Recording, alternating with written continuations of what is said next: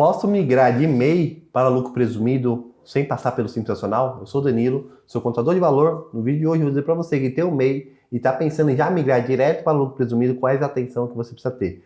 Mas antes, eu vou te convidar para você deixar o seu like aqui, se inscrever no canal, para que esse vídeo possa chegar a mais pessoas. Se você tem esse planejamento, né? Se você tem essa ideia de, Danilo, eu tenho um MEI já e eu quero ir para lucro presumido, eu quero já ir avançar para lucro presumido. Fica muito atento aqui que eu vou te dar algumas dicas, alguns pontos de atenção que você precisa ter antes de lucro presumido. Tá? Se você já souber desses pontos aqui, se você já entender que esses pontos, você já vai tomar uma decisão mais segura, ou se algum desses pontos era algo que você não sabia, é importante você levar em consideração antes de tomar essa decisão para ir para o lucro presumido, tá bom? Então o primeiro passo é, o lucro presumido, ele é uma forma tributária intermediária, né? Ele não é a mais agressiva, que no caso é o lucro real, mais complexa, e também não é mais a simples, que geralmente fica ali no Simples Nacional, né? Então ela está no intermediário. Aí como é que funciona o cálculo do lucro presumido? Tá? Existem os impostos que ele é incidido sobre o faturamento, né? Então, que é o ISS, o ICMS, o PIS, a COFINS, então esses são os IPI, muitas vezes se você for uma indústria, esses são os impostos que você incide ali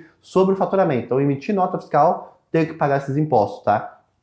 Fora esses 5 impostos, tem os impostos que é sobre o lucro, né? Que é tanto o imposto de renda como a contribuição social, tá? E aí, como é que eu chego nesse cálculo, né? A Receita Federal, ela coloca um percentual de presunção, né? O que é um percentual de presunção?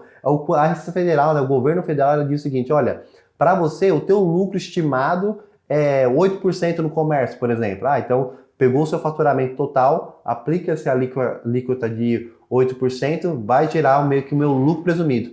Sobre esse lucro presumido, eu vou aplicar a alíquota do imposto de renda e da contribuição social, por exemplo. Né? Então, no caso do comércio, tem bases diferentes. Né? Para imposto de renda é 8% de lucro e para a contribuição social é 12% de lucro. Então, é feito esses cálculos aí para pagar o imposto. Né? Para serviços, em regra geral, né, existem algumas particularidades, mas os serviços em gerais é 32%. Então, pega-se o faturamento, aplica-se a alíquota de 32%, gerou lucro presumido. Sobre esse lucro presumido, aplica-se as alíquotas de imposto de renda e contribuição social. Aí a base para serviço, a base é a mesma. Então, são um detalhezinho que muitas vezes fala, opa, eu não sabia disso. Eu achava que eu só ia pagar os impostos ali sobre faturamento, eu não sabia desse cálculo, que é importante você levar em consideração também, tá? Então, esse é o primeiro ponto. O segundo ponto é a folha de pagamento.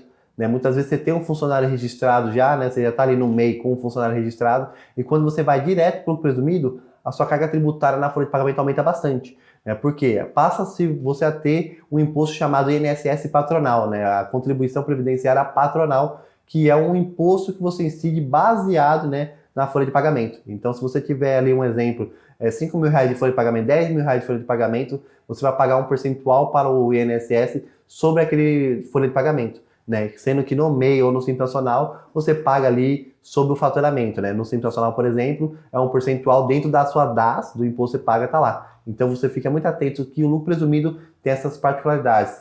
E aí você é um MEI, você hoje não paga nada disso, então o seu lucro muitas vezes é muito maior. Né? Porque você não paga tanto imposto, você não paga imposto presumido, você não paga nada, e aí daqui a pouco você fala, Dani, eu vou estourar o limite e ouvir falar que o lucro presumido é melhor porque tem um percentual mais baixo aí. Muitas vezes você tem que levar isso em consideração. Tá? Não é só a parte de faturamento, existe a parte dos lucros e também da folha de pagamento que pode impactar diretamente no teu caixa. E você, sabendo disso, você vai conseguir tomar decisões mais assertivas, tá bom? E por último, é importante você saber que a opção para trocar geralmente é feita em janeiro de cada ano. Então fique muito atento para que você não venha cometer um erro de alterar durante o mês, alterar durante o ano ali. Né? Existem algumas exceções, obviamente, que o governo já prevê que possa acontecer, né? Uma vez que o MEI tem algumas atividades que são limitadas, por exemplo. Então, se você for adicionar uma atividade que não é permitida no MEI, automaticamente a própria Receita Federal desenquadra você, né? Ou se você for incluir sócios na empresa, porque aí não é permitido. Então, tem algumas particularidades, só que em regra geral, é em janeiro que você tem que fazer essa opção, e aí você tem um ano para fazer esse planejamento. Né? Junto com a sua contabilidade, ela já vai te acompanhando o quanto você está faturando, os seus gastos, já fechando o balanço. Mas, Danilo, o MEI ele é obrigado a ter contador? Ele não é obrigado a ter contador. Né? O MEI ele não é obrigado a ter contador, porém, a gente sempre recomenda que você tenha uma contabilidade, porque você já tem uma empresa. Né? Você já tem conta bancária, você já emite nota, você muitas vezes já tem um funcionário, já tem fornecedor, já tem um estabelecimento. Então é importante que você tenha uma contabilidade para que ela já possa te assistir de perto ali, te auxiliar, te dar uma assessoria de perto e já ir organizando a sua empresa. Porque uma hora você vai crescer, então ele já vai conseguir, mesmo você sendo MEI, ele já vai conseguir trazer o cenário do planejamento, né? O quanto que você pagaria? Você faturou tanto. O quanto você pagaria de imposto no Simples Nacional, o quanto você pagaria de imposto no lucro presumido, o quanto você pagaria no imposto no lucro real. Ele já vai te trazer esse cenário e aí você, junto com o contador, consegue fazer um planejamento, um plano de ação para que você comece a executar e consiga trazer economia para o teu bolso, trazer dinheiro para o teu bolso, pagar o menor imposto dentro da legislação também, tá bom? Então, se você gostou desse vídeo, mais uma vez eu vou te convidar para você deixar o seu like aqui, se inscrever no canal caso você ainda não seja inscrito e caso você precise de ajuda para fazer essa migração, aqui na descrição tem o link do nosso WhatsApp. Você pode chamar a nossa equipe, falar que você quer migrar, que você viu o vídeo e você precisa fazer essa migração, vai ser um prazer poder te auxiliar e vejo vocês no próximo vídeo.